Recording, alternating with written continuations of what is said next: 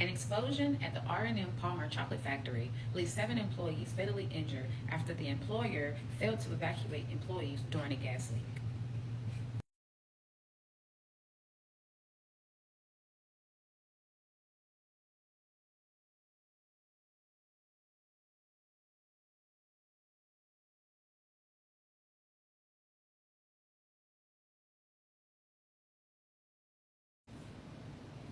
Welcome back to the Safety Academy. I'm Nisha, your favorite safety lady. During a commercial gas leak, the employees at R&M Palmer did not evacuate. They continued to work. That gas leak resulted in an explosion that took the life of 7 employees, injured 10 employees, and completely demolished the entire facility. Just an explosion here. First responders worked countless hours to recover one survivor.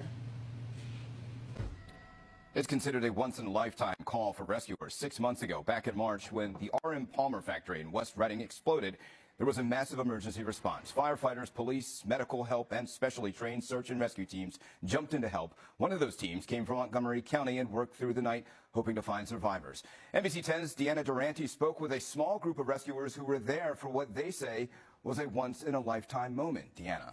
They say, sadly, explosions happen, buildings collapse, and the need for specialized teams like theirs is not going away. But when it comes to the work the Montgomery County Search and Rescue Team did on March 25th, they are quick to point out that their squad was simply in the right place at the right time. We train. We never get a situation like this. It was a sight they didn't expect to see. Hours after the R.M. Palmer factory explosion, the Montgomery County Search and Rescue Team was activated to help find those who were killed and look for anyone who could still be alive. When you look at that, it seems like there's going to be no way somebody survives in there. When it exploded, all the material went up and the floor, exploded upward, but then came back down. Making the tangled mess not just difficult to sort through, but dangerous for those trying to find anyone. The grid moved from the outside in. The teams were searching for air pockets. There's still active smoke, active fire coming out of it. At about 2 a.m., the squads together were getting closer to the center of the building, and they identified what I could probably only describe as a very large basement. There was water in the bottom of this basement. We expected about 4 feet deep. Burst pipes were still gushing, and the water level getting higher. There was too much water to send search dogs in, so John Mahone was one of the men who went into the basement. You're up to above your belly button in water, and I'm a short guy.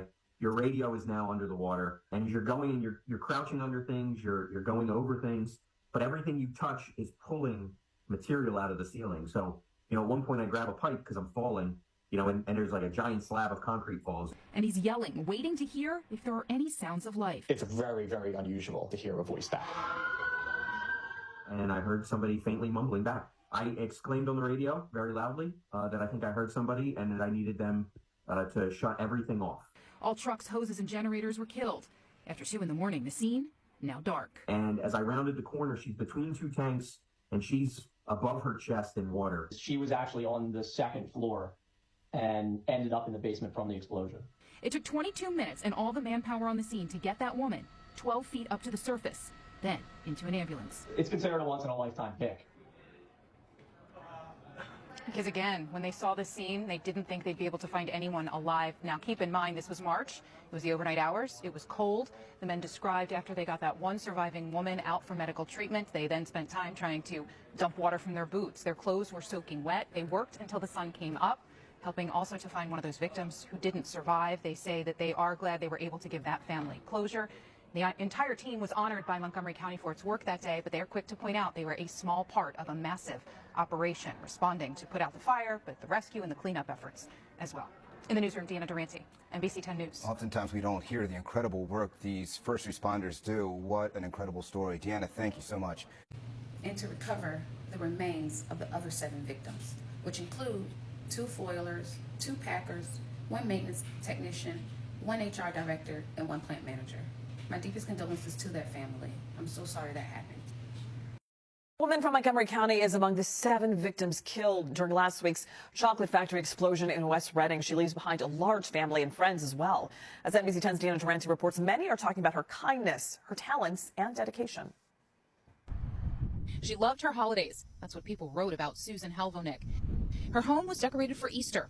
But it is Christmas that will always be remembered by her neighbor, who told me when she was sick with COVID, the power was out, and Susan and her grandchildren delivered a 4-course meal to her.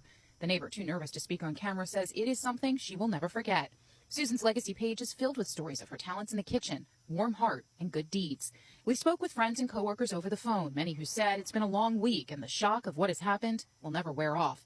And neither will the love they have for the woman who worked on the line at R.H. Palmer and became a plant manager. One of 7 who went to work here on Friday, having no idea of the tragic way the day would end. Just an explosion here. The NTSB says an accident with an underground commercial gas pipeline is behind the blast. The state police are continuing to investigate the root cause of the explosion that took Susan's life and those of her coworkers. In Upper Providence, Deanna Durante, NBC 10 News. OSHA cited the company under the general duty clause, which means the employer failed to protect its employees from recognizable hazards. That fine will cost them $44,000.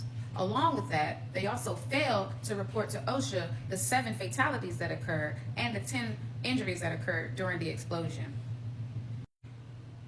As a safety professional, I recommend that if you hear an alarm, you treat it as if it is real, not a drill. Evacuate every single time. You never know which one is going to be the real explosion. As always, thanks for watching.